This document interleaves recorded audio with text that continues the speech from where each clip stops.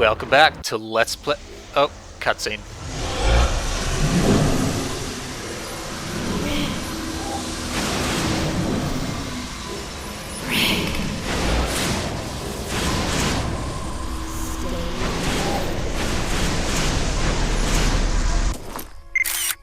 Hey. Maybe one day I'll get one where you look like you're having fun. Dr. West? Hello? Anyone here? We have fun. Look, I got us tickets for that concert at the Arkham Bowl tomorrow, didn't I? You betcha. Shadow over Arkham rocks through the solar eclipse. Tell me you got backstage passes too, and I'll marry you right now.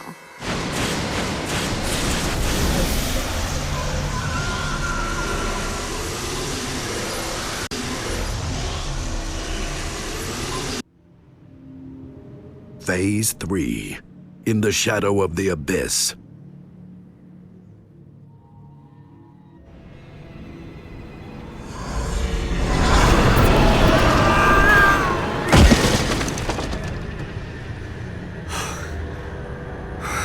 Take it steady. Yeah, that's it. You okay? Yeah. Good. Because dead, you're useless to me. What's that? It's a portal. They open up in places where the barriers of reality are weaker. Any idea where we are? Could be the past. Could be another world. That's the thing about hijacking a portal. It's a crapshoot. Finally, it's my turn to talk. I do quite like what that wormhole flashback did for the character development of Rick and Jenny. Unfortunately, though, it removed us from the house setting from the title of the game. Paint the walls red. Guess we're gonna have to make up for that with more splatter using this here pipe. There's an ideal victim just ahead. He seems a little shy. No, of course he's leading us into an ambush.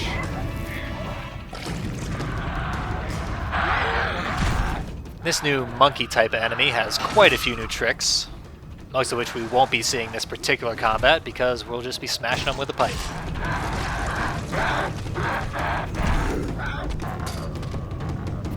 We can't see that they climb up the walls and then dive at us. All you have to do to avoid that attack is move out of the targeting reticle as they're landing. That makes short work of that bunch. Might as well go see what they were guarding. Sure must have been something good. Ah, a precious picture of Jenny. And our acquisition of that has infuriated another large group of them. This group is going to be doing a much better job showing off their unique AI quirks, in particular their infuriating evasiveness. They're just going to avoid Rick like the plague.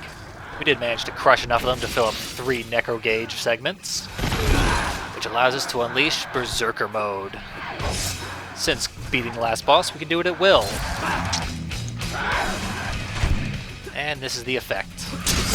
Not the best enemies to use it on,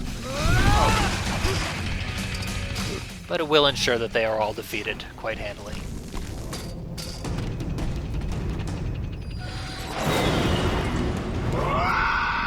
And one last guy wants a piece.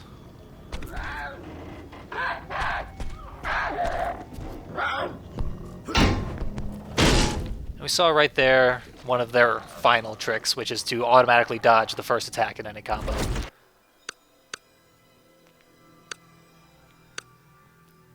We have the blood required to purchase Tear You to Pieces, which will allow us to instantly kill enemies that we grab and make a weapon of their limb. We also got the weaponized grab for instant executions while we're holding weapons. And increased weapon durability. We're really going all out with the weapons here because the enemies are annoying and I want a one-hit kill.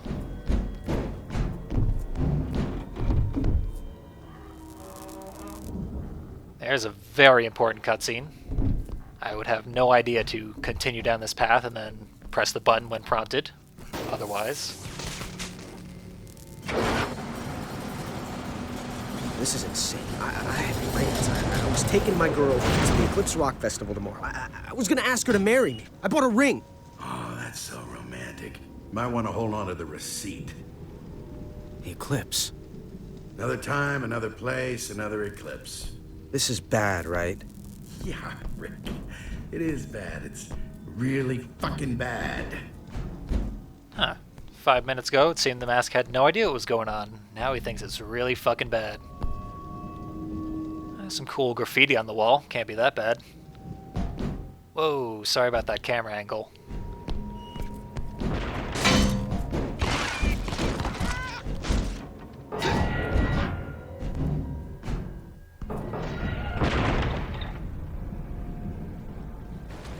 And in here, more graffiti.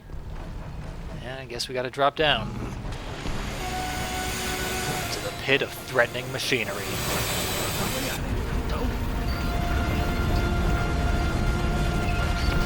Better run, kid! There's one thing we very obviously shouldn't do right now. There it was. Worth it to see that rain of Rick's limbs.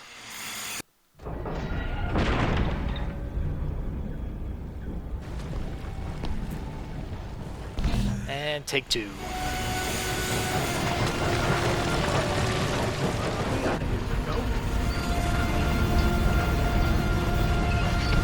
Better run, kid! This is actually scarcely a challenge at all. Things are telegraphed well in advance, and we got a pretty generous time limit. Watch it! That line there was bugged. The subtitle will not leave the screen for quite some time. Get down there! What a dump. Yep, even other subtitles will not erase it.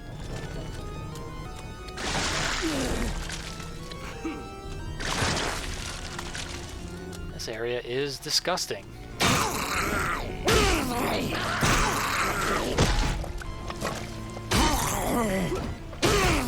It's not a good sign when the monsters are the least gross thing you're seeing. I don't know why that wooden wall takes more than one hit. Sort of a needless time waster. And platforming. Shit! Now we should have died there. Thankfully we didn't. I'd much rather die here. A fortunate side effect of that death is that the glitch subtitle has gone away. The wall's red. Bitch!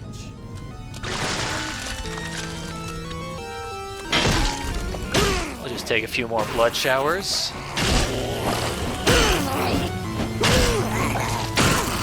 Do some more pipe swinging. Show these guys who's boss.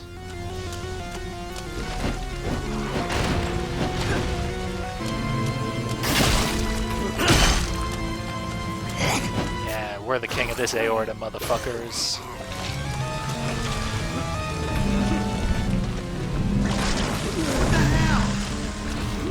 Yeah, I get a little hasty in these areas. Not sure why with all the instant death platforming. Very nearly missed the ledge there.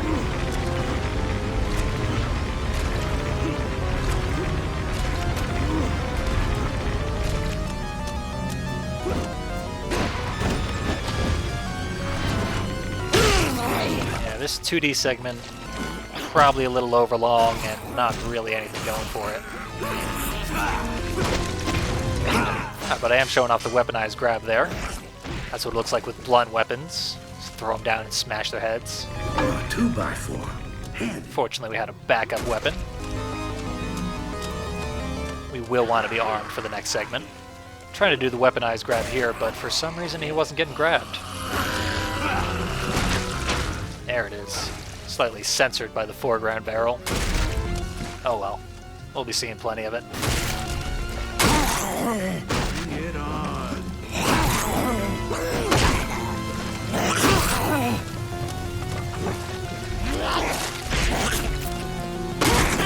This combo took out 3/4 of our health. And we do have to finish killing everybody before we're allowed to leave. Fortunately, they're coming right to us. There's something wrong with it. I can feel it. Hear the stars starting to scream. The universe is getting you free. It knows the corrupted are coming. There we have another ultimately essential cutscene showing us where to go next. The bus is blocking the way. So we have more spikes to impale guys on, but this time we have a weapon. Let's see how that changes things. Just line up the shot. Stop getting hit. There we go. Home run. So what exactly are the corrupted anyway? They are everything and nothing. The many-angled ones. Unknowable, timeless, eternal. They inhabit the abyss, the gulf between what's said and what's understood. The place from whence stems all human suffering. Mankind can only trace their jagged silhouette around the shadow they cast across the world. Their famine, conflict, genocide. They are now and forever amen. And they are coming your way. Oh, cool. Something to look forward to here in this barren wasteland.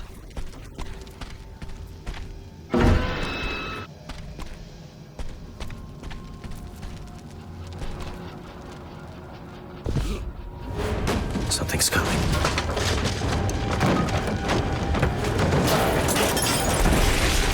Rick!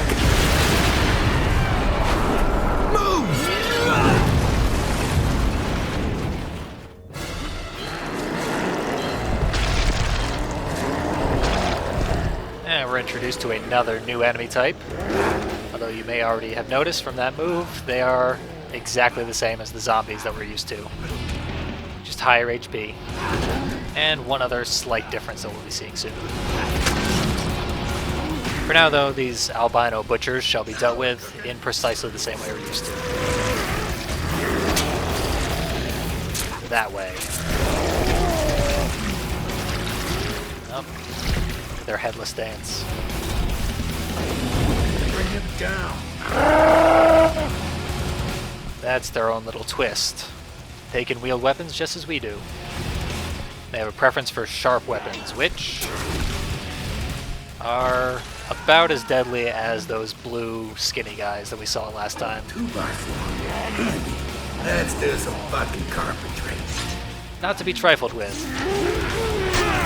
So we shall introduce them to the sharp weapon execution, which is very satisfying.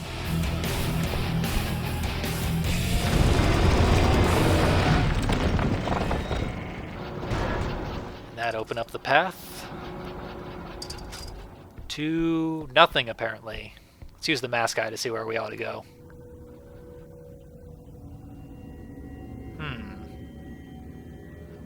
Okay, leap of faith. Where do we go now? We go up. Ah, platforming? Okay. We were supposed to see that tiny little flashing nub there. And when we jump while it's flashing, Rick automatically flies over to it. This doesn't.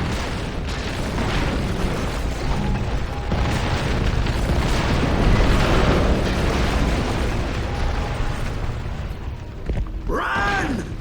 That's what I was doing, Mask.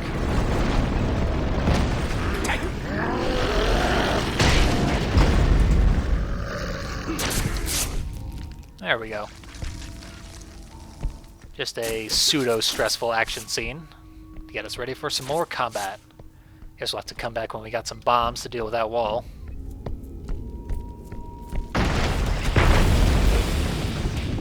Nope. Looks like one of those guys can break what Rick can't. And we, in turn, can break him. It's a rock, paper, scissors situation. Speaking of paper. Up. Broke my cleaver. Let's just use that head. It's not very effective. I'm gonna have to upgrade my head throwing abilities.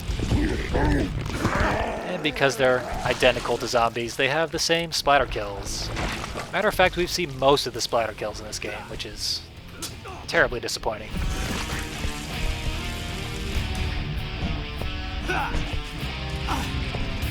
But we haven't seen tear you to pieces, which, as soon as I stop accidentally doing the crowd surf, I will attempt to do on this guy. There it is. Got his arm clean off.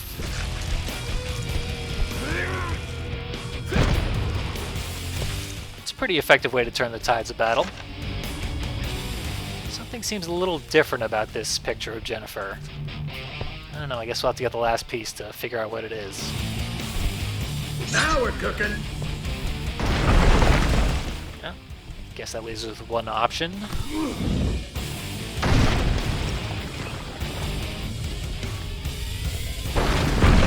This roof is falling apart. I would say that did need to be said, but anything Jim Cummings says needs to be said.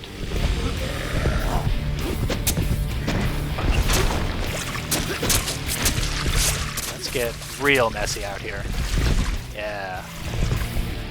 Like if Double Dare was directed by Charles Manson.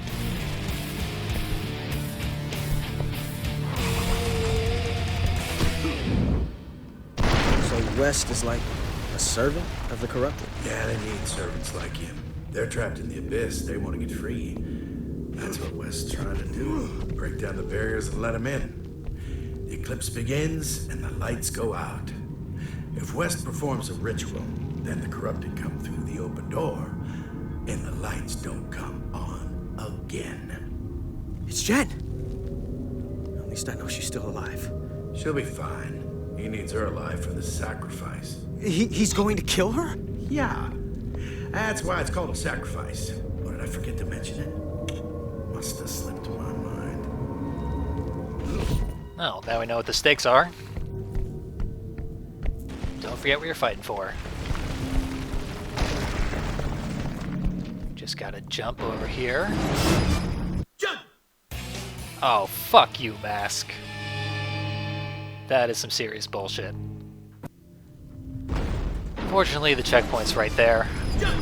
And you have to wait for the jump command before it actually works. Real classy game.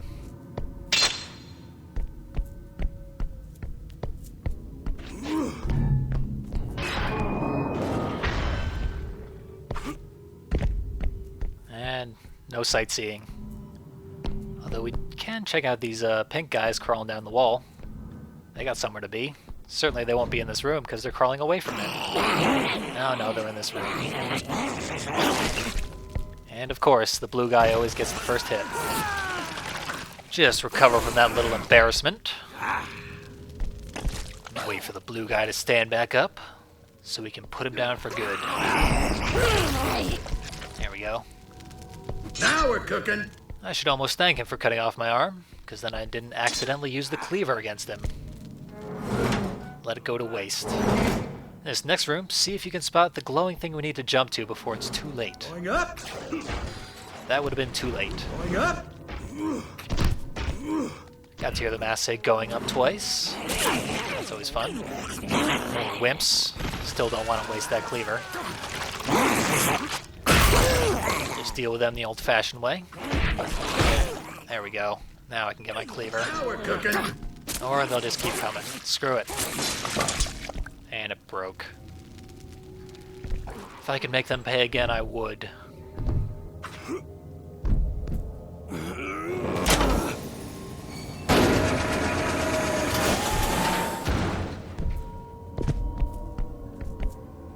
And one last flashing platforming segment.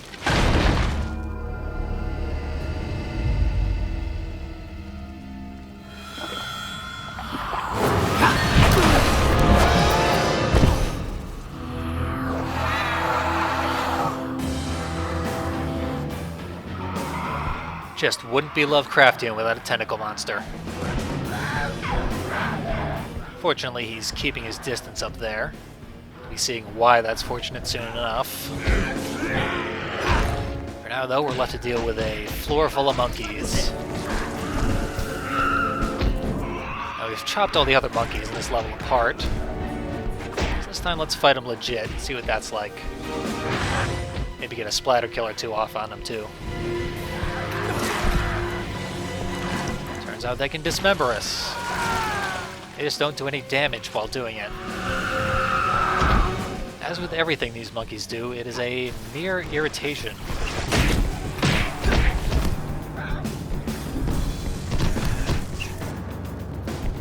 Yeah, look at them dodging all around. They're They're incredibly annoying enemies. It's best to just wait for them to try and attack you with a diving attack, then get your revenge on them. Unless you don't have an arm. There we go.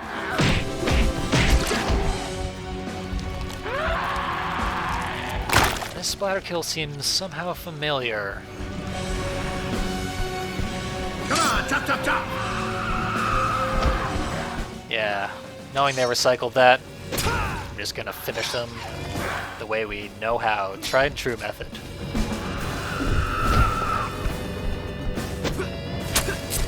Much better.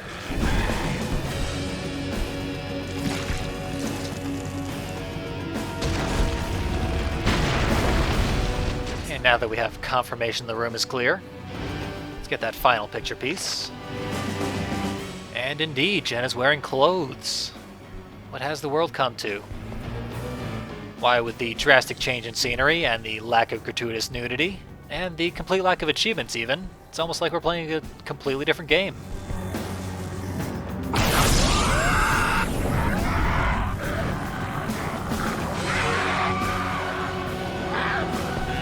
And our Cthulhu friend has slowed down our progress considerably by making all the enemies invincible.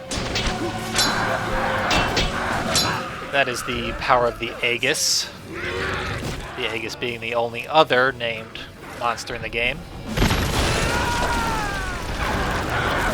Both of the named monsters have the ability to empower lesser monsters, which is probably why they got names in the first place.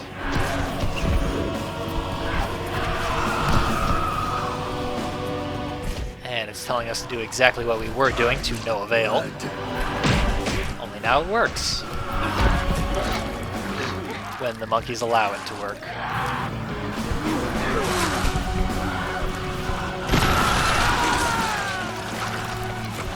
Snap it in half. Since we can't hurt the monkeys, we're gonna have to ram the Aegus and then start doing combos on it.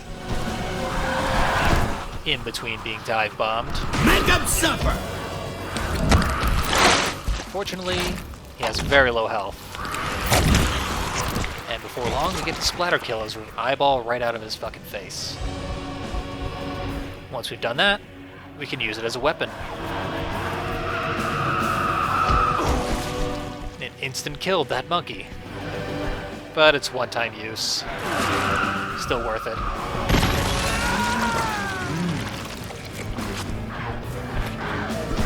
We do still have that sword lying in the corner, but I don't quite want to use it yet.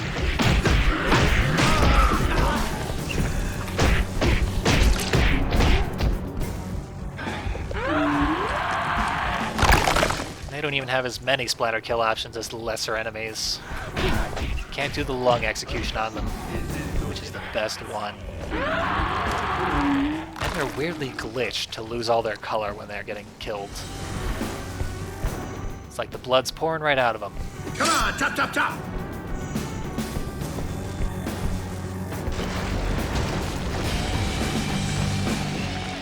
And finally, the pathway forward is opened. You're gonna want to see this. Wait. No peeking. Surprise! No. A taste of the future. I don't understand. New York City, 13 months after you failed to save Jennifer. 13 months after the corrupted are set free. Jen. Oh, don't wait for Jen. You'll all be joining her soon enough. Is it too late? We've got until the eclipse reaches totality. Then let's go. You maniacs, you blew it up! Anyway, it's weird that the mask didn't know a goddamn thing at the beginning of this level. Now he knows exactly what's going on to the very day that it's happening.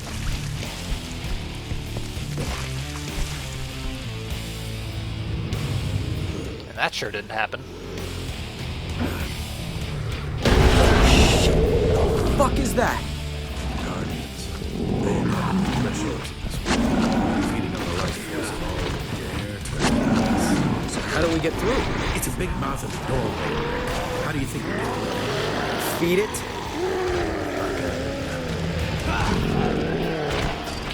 And as we started doing before he even told us to, we gotta chuck these bastards right into that big ol' mouth. Get it, bastard! See, told you they're bastards. It's easy enough until you get surrounded by butchers who have cleavers.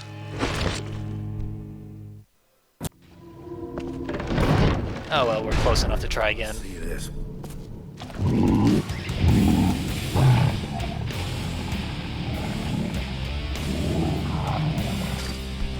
Yeah, we got our necro gauge full.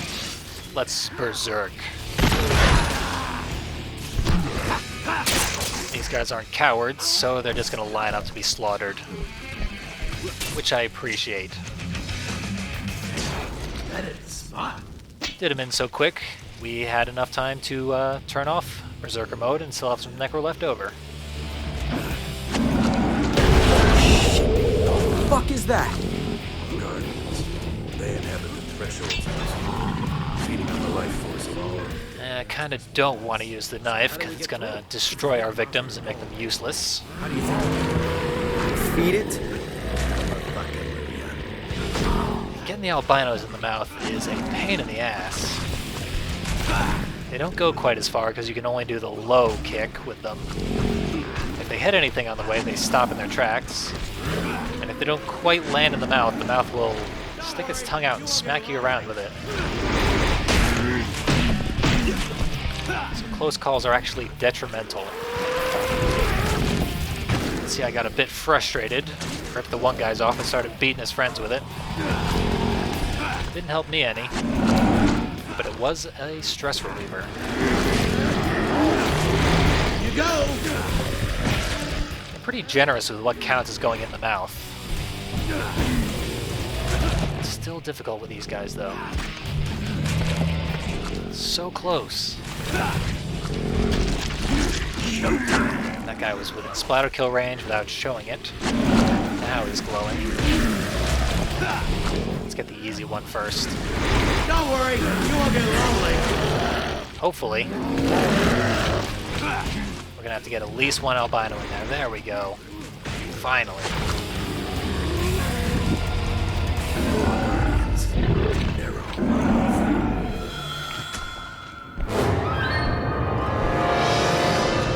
And this hideous visage will serve to end this level and be the entrance to our next level, which is called the Meat Factory, so you know it's going to be good. See you there.